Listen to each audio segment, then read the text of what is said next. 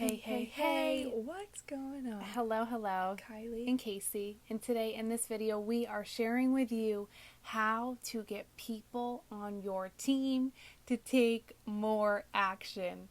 And we're actually sharing with you the shocking truth about this one statement. And so this is going to be a super short video for you tonight because we want this concept to sink in. So while you're jumping on, say hey in the comments below. If you're new to this broadcast, drop down hashtag newbie in the comments below. We actually have a free gift we'd love to send to you. So if this is your first episode ever, please reach out to Casey or I and we will give you the free gift.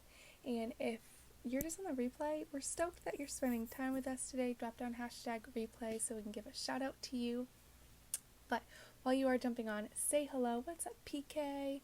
Hi, Bridget. Bridget hello. in the house. Sean is with us. Sean just launched her business today. Yay! So excited Sean, for you. Are amazing. Okay, Megan's with us. Okay, awesome.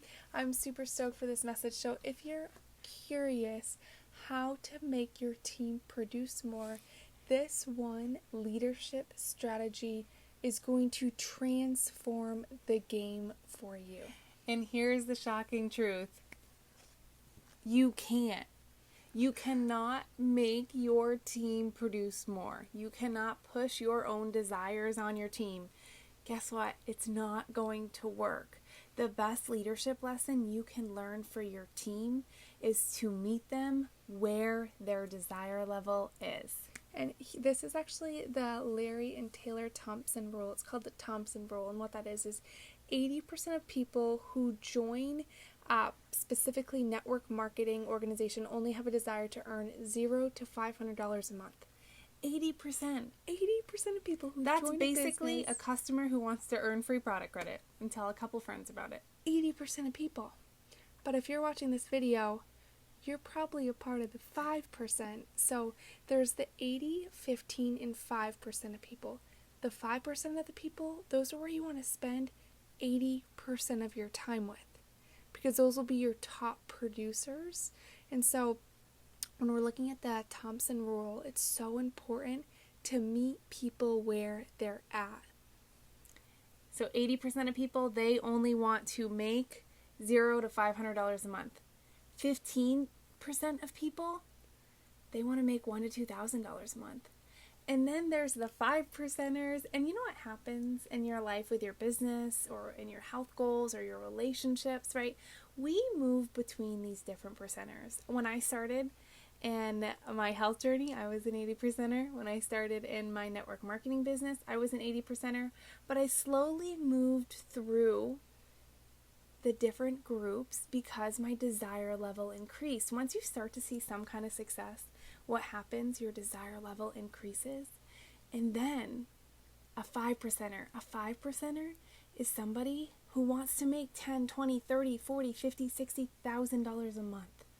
But that's a very strong desire. You have to have a strong desire to make that much money. And if you're someone who has a strong desire, it takes a lot of focus to make that much money, right? So when like Casey mentioned, when we both started in our business, I was an 80%er, and then I moved to a 15%er, and now I'm a 5%er, right? I want to make this, what I'm working on is going to be the legacy income for my family, right? I'm not thinking small about this. I'm thinking about, okay, neither one of my parents have a retirement fund. How can I retire them, right? I'm thinking the big picture. How can I bring my family on vacations and not worry about money when I get older? Those are the things that I think about on a daily basis when I am running my business, right? So you have to meet people where their desire level is. You cannot push a rope. Can somebody drop that in the comments below? If you want your team to take more action, what do you have to do? You have to take more action. If you want your team to produce more, guess what you need to do? You need to increase your own personal production, because you cannot push your desire on anyone. The way somebody will take action is based on their desire. As a leader, the hardest lesson for me to learn was to meet people where they are at, meet them exactly where they are. I love something I heard from Bob Heilig a couple weeks ago, and I just loved it. And I'm not going to be able to quote this perfectly, but what he said is when somebody new joins your team, treat them like they are your highest producer, and then when they don't do anything, treat them the same way.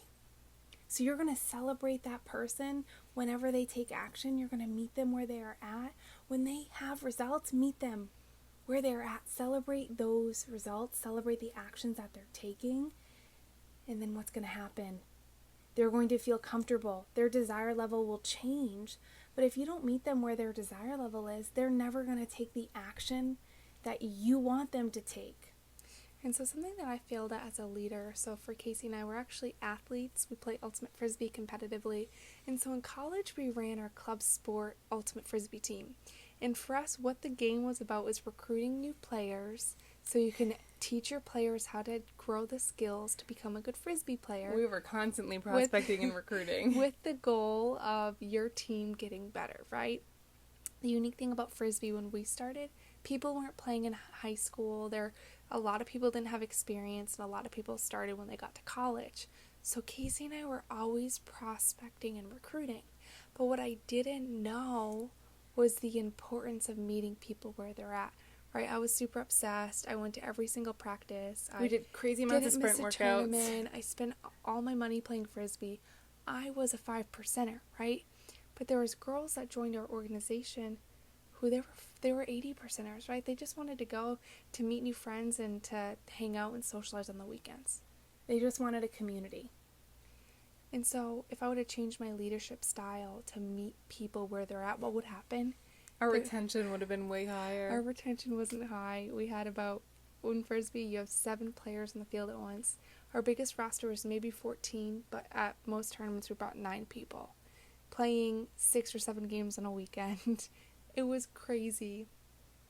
But what happened is as Casey and I progressed in our leadership in college, our teammates became loyal to us because eventually we learned how to meet them where they're at, right? To appreciate them for being there, but not being mad if they weren't there. If someone missed a practice, who cares, right? It's not the end of the world, but learning how to, like Tony Robbins says, trade your expectations for appreciation. When you trade your expectations for appreciation, what happens? Your world changes.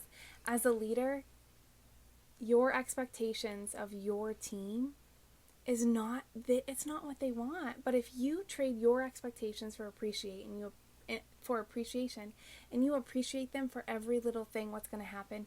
They will stay loyal to you. You will create a stronger culture, and then what will happen is they will take action when they are ready. I love it. So here's the bottom line of this video. When in your business, 80% of the people only want to make $500 a month. So you have to walk with the walkers, jog with the joggers, or run with the runners. Or sprint with the sprinters. Being able to recognize which person you're working with will change your team, it will change your volume, and it will change your business. Yeah, and I love how Bridget says, you can't push a rope. I told her to drop that in the comments. Yeah. You can't push a rope. You cannot push a rope. What happens when you push a rope? You don't go anywhere and you end up going backwards. So don't push people. It's not helpful. But hey, thank you so much for being here. If you got some value from today's video, drop down #value in the comments below. If you know someone who needs to hear this message, tag their name in the comments, because I know if I was a young leader and I learned this message faster, I would be so much more successful. We love you. We're grateful for you. Kylie and I, we actually have a written type out of exactly what this whole system is, and also this is how you build a strong culture. So if you'd like to learn how to build a strong culture, reach out to me. I'll share with you my favorite resources of how to build a culture within a team to get your team producing more. I love it. Well, we'll talk to you tomorrow. See ya.